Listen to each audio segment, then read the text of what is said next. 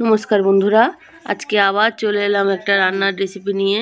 আশা করছি আপনারা যে যেখানে আছেন ভালো আছেন, সুস্থ আছেন। আজকে বানাবো মাটন কারি। তার জন্য দেখো, আমি প্রথমে মাংসটাকে সমস্ত মশলা অল্প অল্প দিয়ে আমি সিদ্ধ করে নিয়েছি।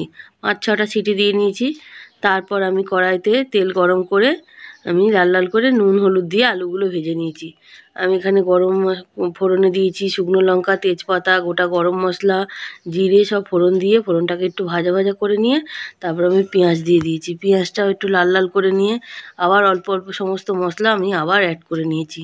লঙ্কা, হলুদ, নুন, জিরে গুঁড়ো, ধনে গুঁড়ো, মিট মশলা, আবার টক দই দিয়ে আমি কষাতে থাকলাম। আবার টমেটোও দিয়েছি।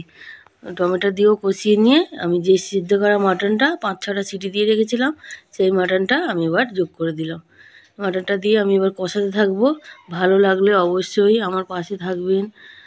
তো চলুন তাহলে আবার রান্নার দিকে যাই। এবার আমি সামান্য একটু গরম মশলা দিলাম, দিয়ে ওপর থেকে যেই মাটন স্টকটা ছিল সেটাও ঢেলে দিলাম।